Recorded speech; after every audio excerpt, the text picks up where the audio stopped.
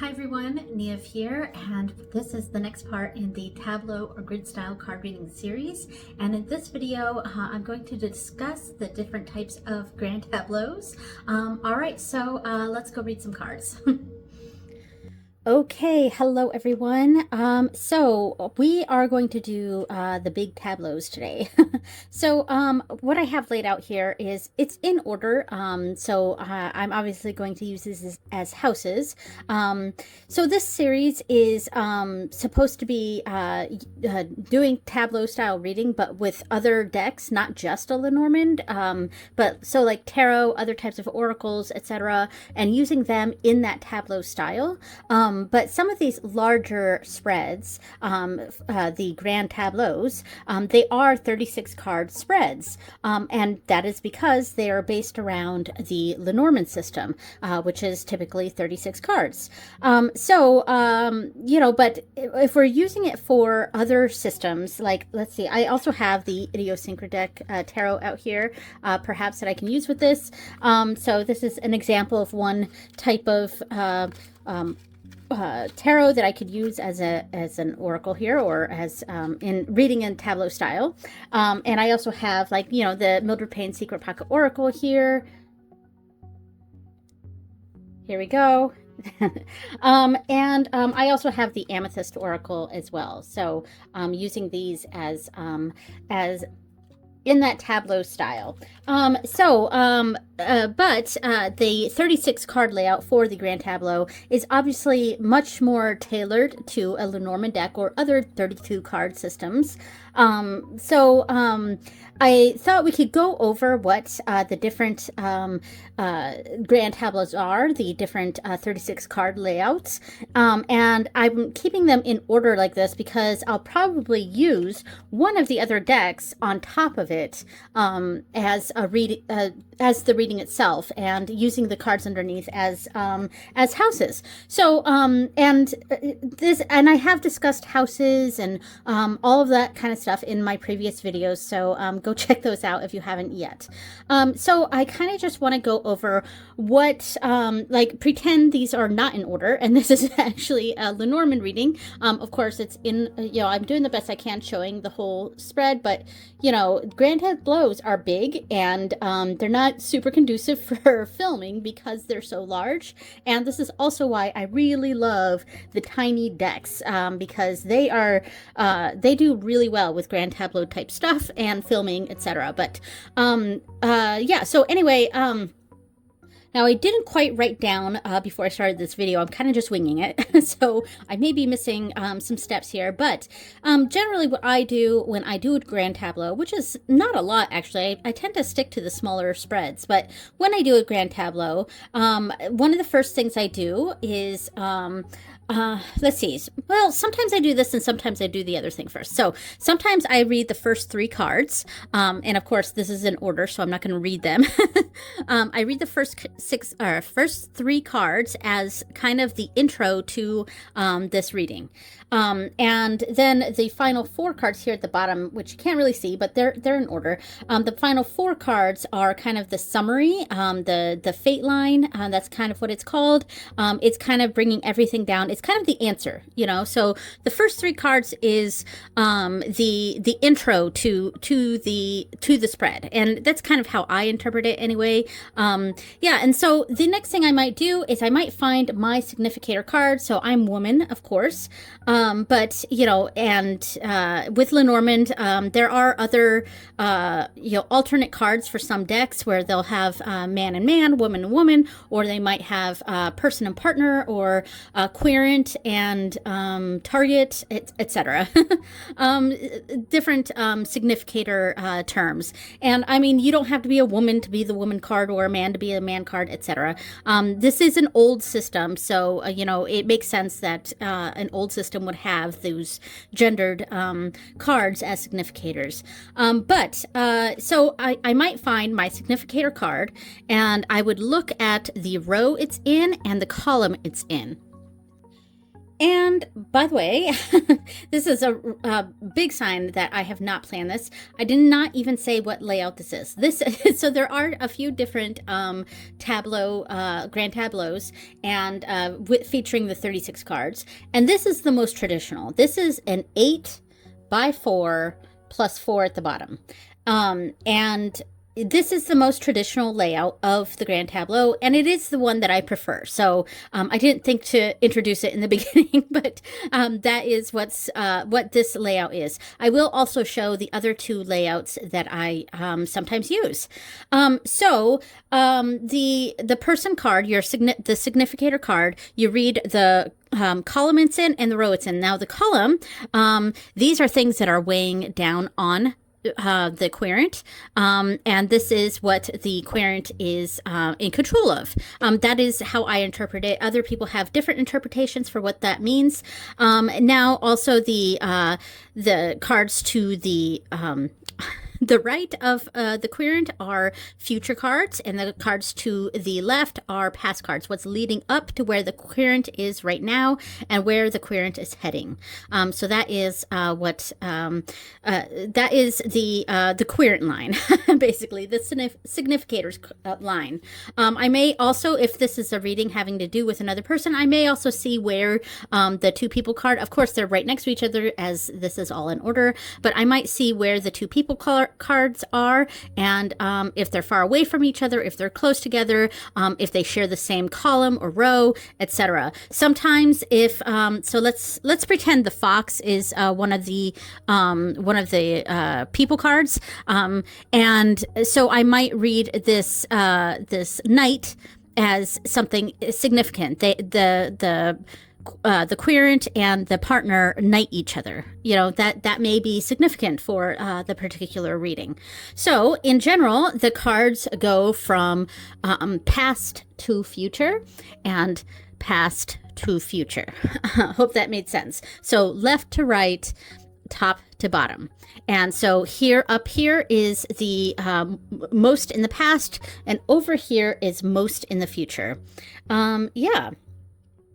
So another thing I may do with a Grand Tableau is reading the 4 corner cards, and that does not include the cards at the bottom, the fate cards. I'll read the 4 corner cards, and that will frame the situation. And the center 4 cards also represent the heart of the situation, the core of what's going on. And then from there, and that's already giving a lot of different information. The line at the bottom is essentially the summary or the answer to the question. So we might read that together as basically a sentence, as the summing up the entire reading here. And then from there, I may start picking some target cards. So let's say I'm concerned about something having to do with the community. So I'll check the garden card. And again, all these cards are in order, so this would not be a good reading. But I might read the box around the garden card if that was my target. Or let's say it's a question having to do with feelings, emotions, or even relationships. I might look at the heart card and see, and here it's not forming a full 9-card box. It's actually a partial box. And one way you can remedy this, you could just read this and read that is this is at the end of the line, basically, and this is what's kind of happening with this, you know, or some people will actually go to the next line over here and read that as part of this box. That is something that some people like to do. I don't like to do that because I think it gets a little confusing sometimes. So I'll just read what I have here. And then there is some added stuff like the method of distance of, you know, what's close to the querent, what's far away from the querent, or what's close to the target card that's talking about the subject of the reading. So what's close to it, what's far away from it. Yeah, so that and that would be significant. And then also we could read diagonal lines.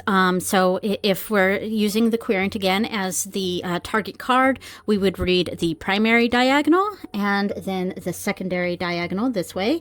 Now I, again, in my previous videos, when I've talked about diagonals, I read them like this and then like this, instead of like that. But some people do read that way, and that's totally fine too. Whatever system you use is totally fine as long as you're consistent with it. I read it like this because that's how I draw an X.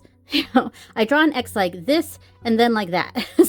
So for me, it makes sense to read like that and then like this, if that makes sense. And then at this point, I think, I've covered how going over, picking target information cards and just reading the boxes around that, reading what's close to it, what's far away, maybe the lines and the rows and the columns of them. Yeah. So, and you could spend a long time on this, or you could just really quickly get your answer and that's it. Or you can spend a lot more time on it.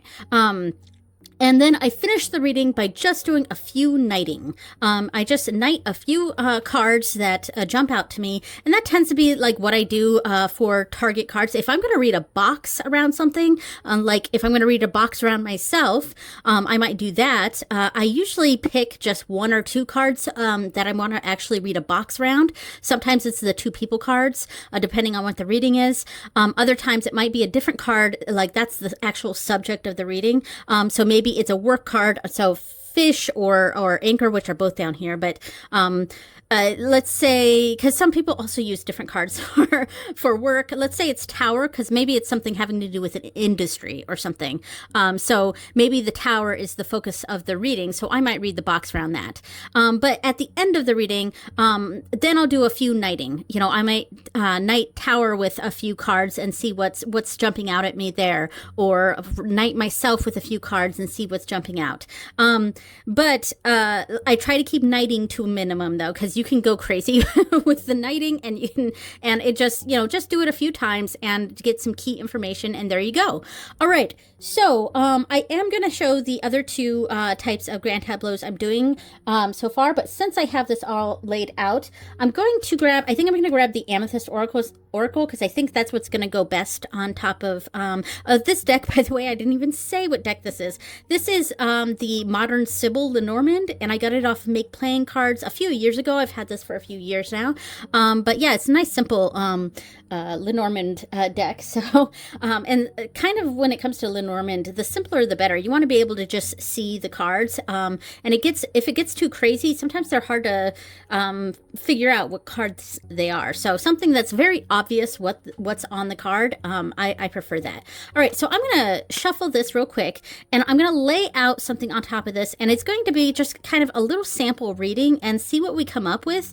Now, should we have a topic in mind? Let me see if I can come up with a topic. Okay, so let's see. Since it's February, maybe we do a mock love reading for someone. And I always use the name Susan. I don't know why, but maybe I'll use a different name. Let's see. Let's see, what other name? Maybe we will use Deirdre. Deirdre, that was on my baby name list. We'll use Deirdre as our target person. So Deirdre would be represented by the woman, so that will be her significator card. And let's say Deirdre has been kind of on and off with a guy. Let's call him Glenn. I don't know why. That's just the name that popped into my head just now, Glenn. All right, so Deirdre's kind of been on an on and off relationship with Glenn, and she kind of wants to understand where they're going. What is the, well, I'm trying to word this question so that it's not so much a yes or no question, because in my I do try to word Lenormand readings a bit more open-ended, because you're kind of getting, Lenormand is great for getting information. So we are getting information about this, so it's not necessarily a yes or a no. So Deirdre wants to know about her future with Glenn. So, I mean, that's pretty straightforward. So I'm going to go ahead and shuffle this a few times and lay out some cards here. All right.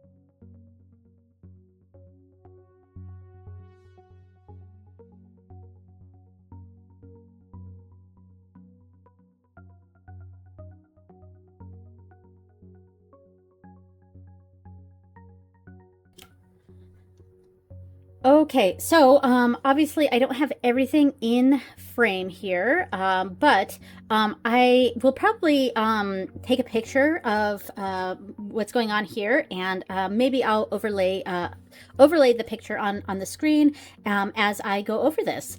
All right, so we start off at the very top. The first three cards, we have time, nostalgia, and chaos. And I will show these cards, the three cards for time, nostalgia, and chaos. So yeah, and these seem very like fitting for what the situation is. Deirdre is a fake person. Glenn is a fake person. But this may also relate to you or someone you know, and so take it if it fits for you, then take it. But this is a made up person. So Deirdre is entering this reading. Time, nostalgia, and chaos. So and that makes sense. And look at this for nostalgia. It is a best friend's necklace thing. So perhaps this is quite a situationship sort of thing going on with Deirdre and Glenn.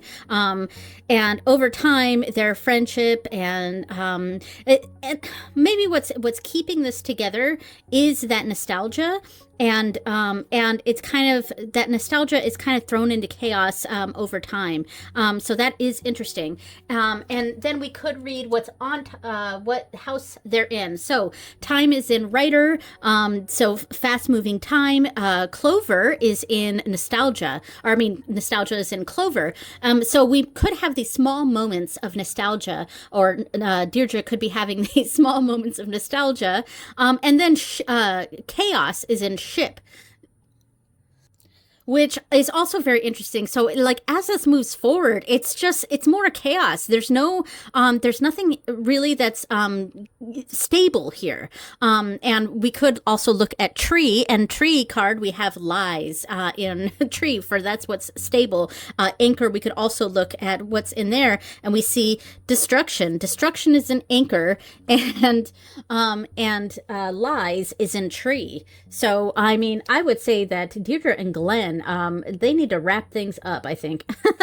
I can also read the last four cards real quickly as the answer to the question, and we have night, collection, destruction, and magic.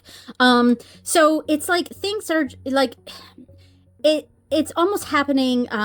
It's not really happening during the day, meaning in the light of the day. This is something that's very hidden, and it's the collection is interesting to me for this reading. It doesn't really focus, but the collection is interesting for me, thinking about this in reference to a relationship, because we have all of these bottles, like it's all these like little moments, and I'm kind of thinking about that nostalgia and Clover. It's all these little moments that we're kind of collecting, but the strength of it, because here's anchor, we have destruction, and it's just kind of breaking apart. And the burden is we have magic in here, because this is the cross card, so the house of cross. The burden here, we have magic, which we could say that it's really only being held on by magic, basically by luck and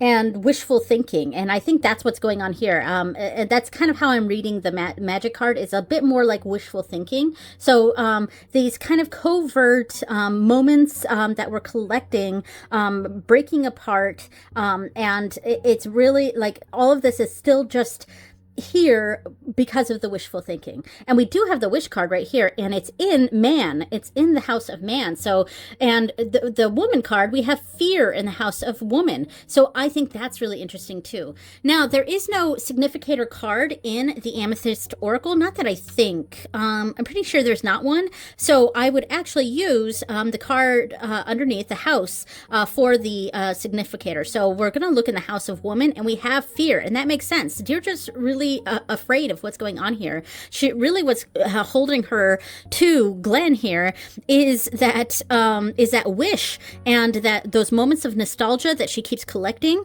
And there you go. So we're gonna read what's weighing on her. We got lies, lava lamp.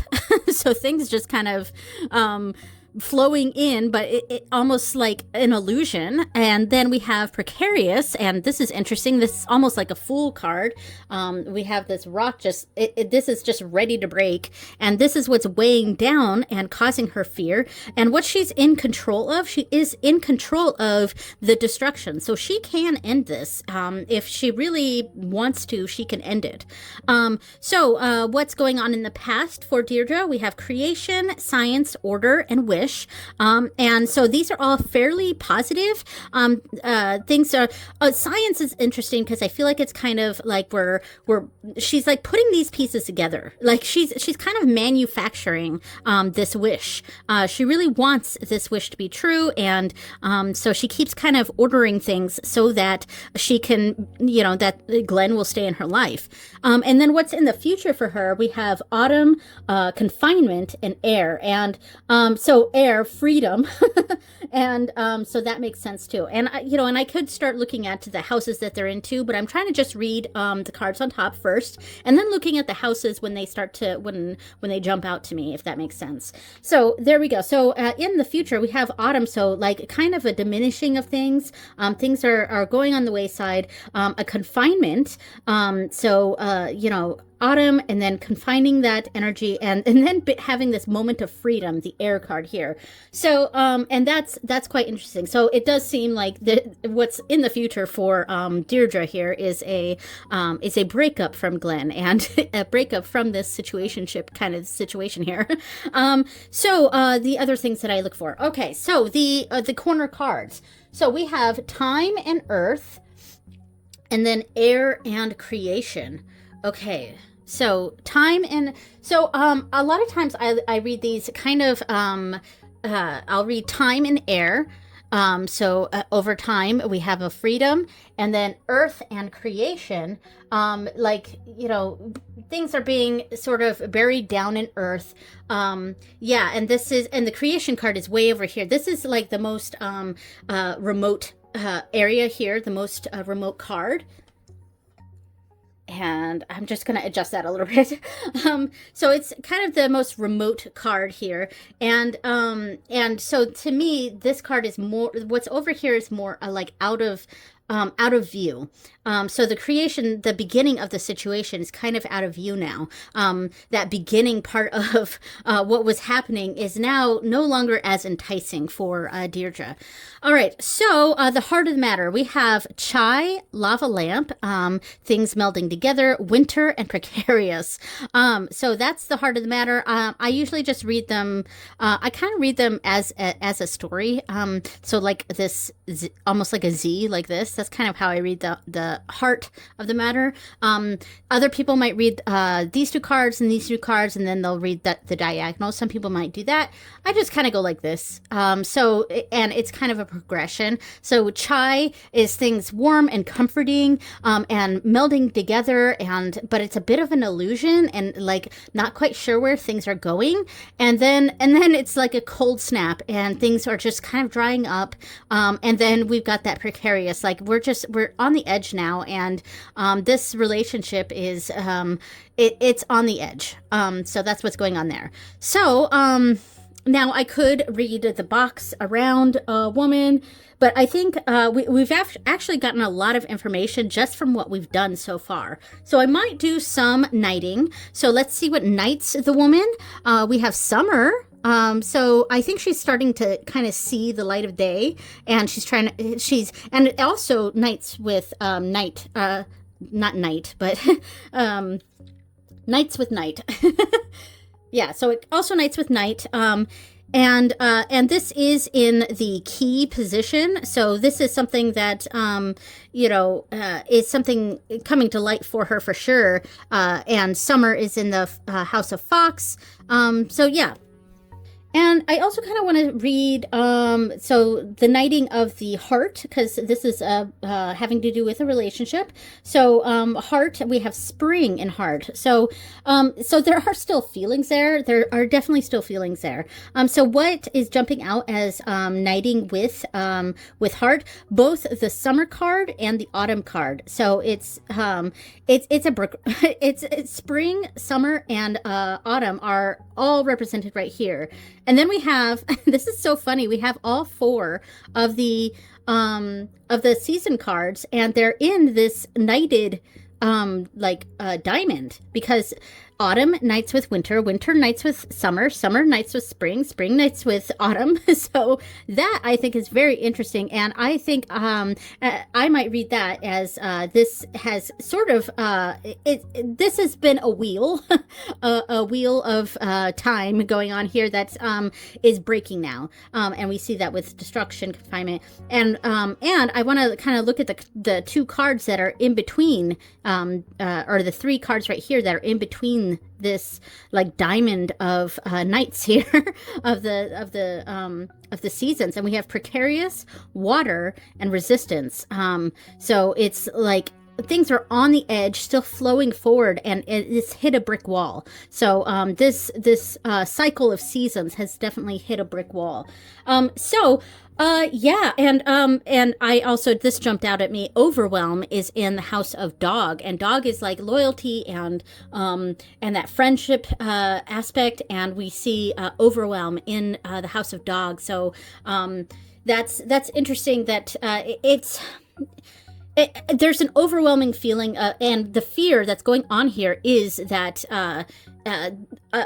loss of friendship, because it's not just a romantic relationship, it's a friendship too. So that's also what's kind of going on there as well. So yeah, okay, so I could keep reading this, but like I think for the most part we've kind of gotten our answer, and that's the thing with grand tableaus.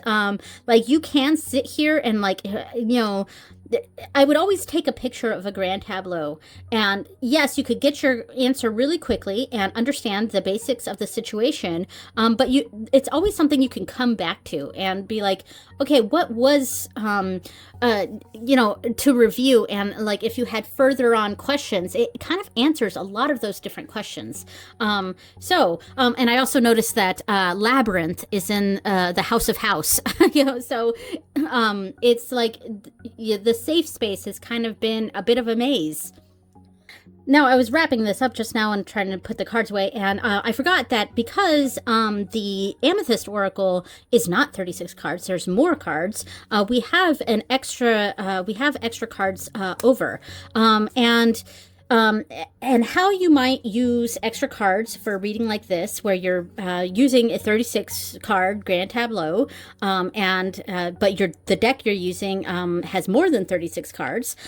You could, depending on how many cards are left, because I couldn't quite do this with the Mildred Payne Secret Pocket Oracle because there's 88 of these, so there would be way too much left over. But the Amethyst Oracle has 1, 2, 3, 4, 5, 6, 7, 8 cards left. So we could do a small little added reading with these 8 cards. And this is just something I thought of just now, but it's something you could experiment with, laying out, since there's 8 here, you could do a 4x2 and just kind of figure out a little mini tableau there and do a little small reading like that.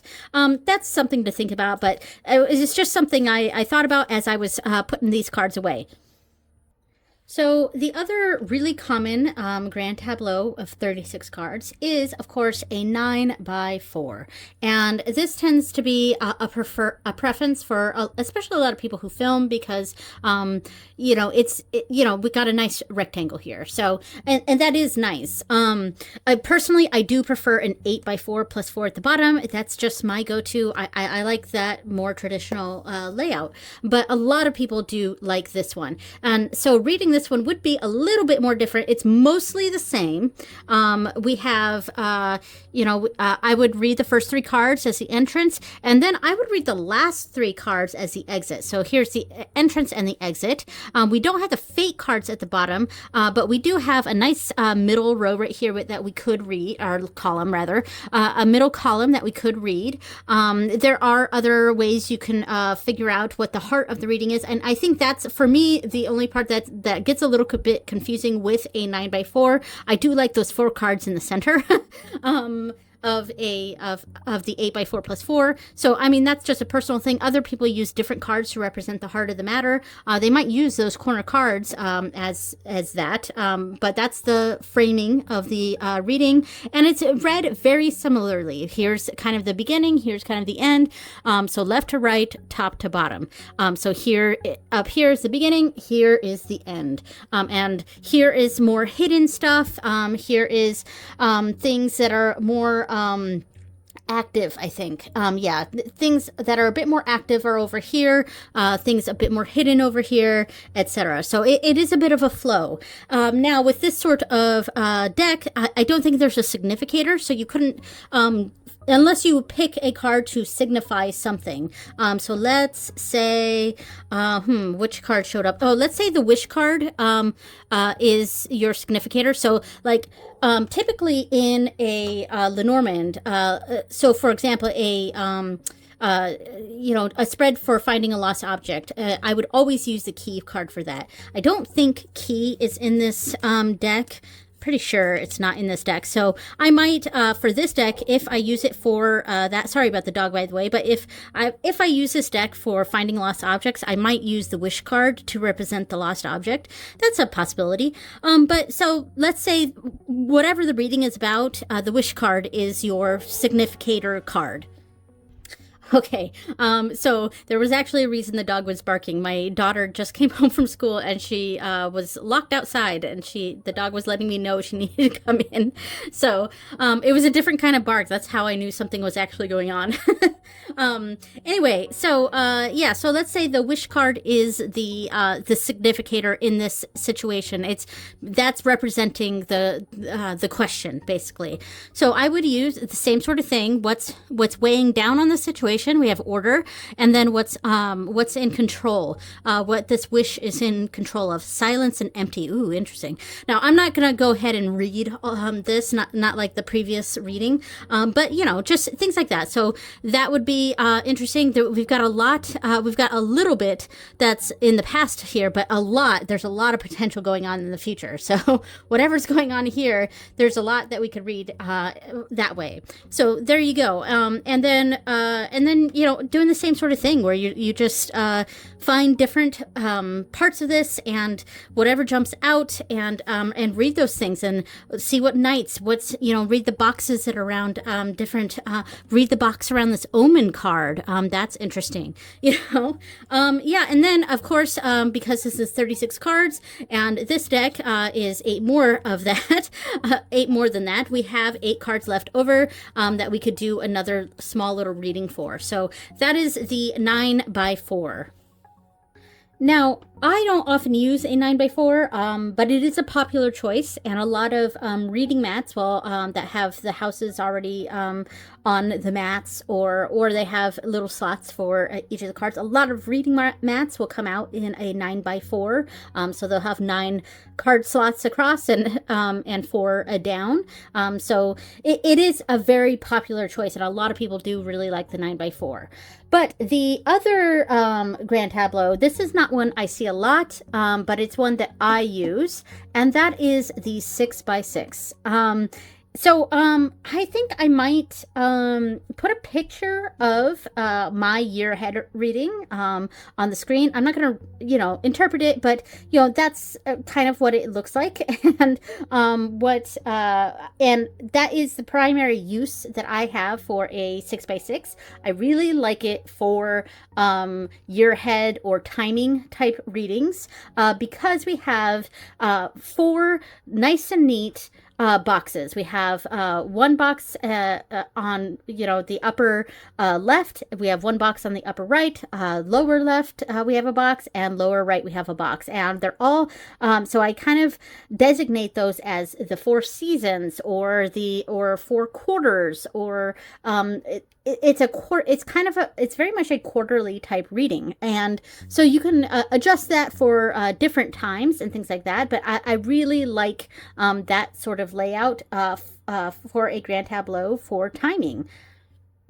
So, I mean, we could lay out a nice, simple little 6x6 for a sample reading. But like, I'm not going to read it as much as I did that first reading. But we could lay something out, and I've switched to the Idiosyncra deck. So this is actually a tarot now. And of course, we're not going to be using all 78 cards for this, since this is a 36 card layout. And this is actually why I usually don't use grand tableaus for other things besides Lenormand, or if I'm going to use Lenormand as the houses and then have a different deck over top, like I did the first reading. I don't often, it doesn't seem to be something that I like to do with these other types of decks, doing something that's very specifically for Lenormand, except if I'm using Lenormand as a houses. But yeah, usually I use different tableaus. I use the smaller tableaus for these other types of decks. In fact, that will be the next video. So I'll go over that in a moment. So, let's say we're figuring out a timing situation for something. Someone is looking for, the timing on a promotion. We'll just go like that. And we're using a tarot. So we're just going to kind of see how that turns out. I don't know if it's going to work, but we'll see how it turns out. I'm just going to lay out, a 6x6 real quick. Okay, so, this is a 6x6, and I haven't quite gotten all of it in. I will take a picture of this, and I'll put it up on the screen so that we can go over it, and you can see everything. So, the general question is having to do with a timing aspect regarding a promotion. And these timing readings that I do for the 6x6, a lot of times they really are more of a yearly sort of layout. So I do think of them a bit like that, but we could think of it in terms of a couple months or things like that. We're not getting a definitive time from this. It's kind of what's happening that's progressing the situation. Because in fact, when I'm reading this, the first thing I notice, first it's the first 3 cards. We have the 4 of Arrows, the Tower, and the Knight of Cups. So I kind of read that as a sort of things are going great, but there is trouble on the horizon that we're maybe not wanting to see. And that's kind of how I might read that. And then, the final 3 cards are down here. And we have the 5 of Cups, the Devil, and the Ace of Swords. So I sort of feel like there's a final word on something, and it's definitely going to be a struggle. So perhaps in this situation, and then I go to the heart of the matter, perhaps the promotion in this particular job is not going to happen. And that could be good information to know right now. So at the heart of the matter here, we have the 4 of Swords, rest, 3 of Swords, a disconnect, 10 of Swords, the ending of something, and then the 7 of Arrows, so like a fighting back on things. And then since this is a tarot deck, we can look at some of the court cards and say you have a significator in the courts. Mine would be the Queen of Arrows, so mine's way up here. So if this was a reading like for me, or someone who had the Queen of Arrows as their significator, or Queen of Wands, then what I would say is, she's at the very top here, so there is something she's in control of with all of this, because this is her line going on right here. But like, look how much she has to do to get to this point. So I would say she is far away from whatever that outcome is going to be, because this is more the outcome, and this is the past, and she's still up here with that wishful thinking Knight of Cups. She's got the 10 of Stones here, so she's actually doing pretty well. well, but that there is that trouble card of the Tower up here as well. So, I mean, that's kind of where she's at with this situation. It's going to be a long time until she potentially sees a promotion here, if at all, especially with what's going on here and what's going on here. It seems like a promotion is just not going to happen, you know? And that's just kind of how I'm reading it there. Now, I could look for different, maybe I'll try to find a coins, is that what's, stones is what this deck uses. So some stones cards, and see how many are in, since this is job related. See if I can find anything. All right, so King of Stones, that might be a card signifying a promotion or you know, something having to do with finances. But there aren't very many stones here. Yeah. So, I mean, in this, the final box here, because, you know, that's what's nice about the 6x6. We have 4 boxes. So we've got the 4 quarters going on right here. So let's look at the final quarter of whatever the situation is. And right here, in the very center, we have the Queen of Stones. So there is a sort of advantage going on here, but it looks like something is ending, because we do see that these last 3 cards, and the answer here, we have the 7 of arrows with the Queen of Stones in the center and the Ace of Swords. There is a speaking up that has to, you know, to get this ball rolling, she is going to have to speak up. And she's going to have to become that Queen of Stones, or this could be a person she needs to talk to, a boss-like person that, or HR something, because I think that the King of Stones would probably be more boss-like, or you could have the Emperor as the boss, and in fact, I don't think the Emperor's even in here.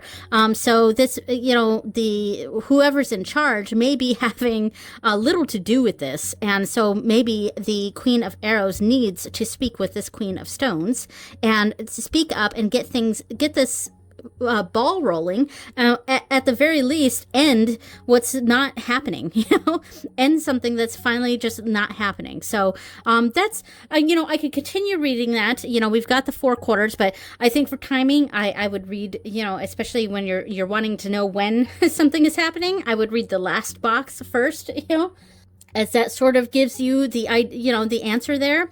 And there also, with the 6x6, there is a nice diagonal this way and that way. So the answer to the question, we have the 4 of arrows, 4 of wands, Queen of cups, 4 of stones. Okay, so we're starting off pretty good. And now there's a lot of waiting around and defensiveness going on, and then a word with HR. You know, a word with HR going on right there. And then the hidden influences, we have the 10 of cups to the Ace of Stones. So there are opportunities going on, but there's a bit of not a betrayal, but like a things not lining up, things not connecting, and an ending of perhaps there's another partner or someone you work with, or because this, you know, the 2 of cups is a partner card. So there could be an ending of a relationship, obviously in this situation, not romantic, but like some sort of relationship or partnership or deal is perhaps falling through. And then we ending this hidden influence here on the 9 of stones. But, you know, I would kind of see this as a sort of loss of potentially a loss of a client. So we've kind of, this hidden influence is a loss of a client, perhaps, and that may be what's holding up what's going on. So, I mean, obviously this is a made up scenario, but yeah, so this is one way that I would read a 6x6. A lot of times I do read it as a year ahead. So what's going on in the year ahead, and then we have the first quarter, second quarter, third quarter, fourth quarter, and a general flow of energy from here to here. So there we go. I'm going to leave this on screen so that I can take a picture of this to put on the screen. I wanted to discuss what I will talk about in the next Tableau style video, and that is going to be more tableaus, but not the 36 card grand tableaus. I'm going to start showing the other types of tableaus I do, and I'm probably mostly going to focus on the Mildred Payne Secret Pocket Oracle, and I just got in this bag here. Let me pull it out. I just got the larger version of the Mildred Payne Secret Pocket Oracle in the Seance edition here, and I was going to experiment with this and experiment with houses. So also I have another series going on my channel specifically about the Secret Pocket Oracle here, so there may be a little bit of crossover between the two series that I'm doing, yeah, so I think I want to experiment with some of the different tableaus and using this deck as the houses and this deck on top, since these are exactly the same deck. Now, I probably won't do an 88 card tableau. That's ridiculous. But we're going to experiment with some smaller tableaus using these two decks, I think. So that's primarily what I'm going to be doing. And yeah, and I might bring in a few other decks and just explore some of the other smaller tableaus that I like to do. So there we go. All right. So I think that's everything that I wanted to discuss for this video. Thank you so much for watching, everyone, and I will see you next time. Bye! In this video, I'm going to discuss the different types of grand tableaus. So come join me and we will, I don't know, we'll do something. What, I don't know.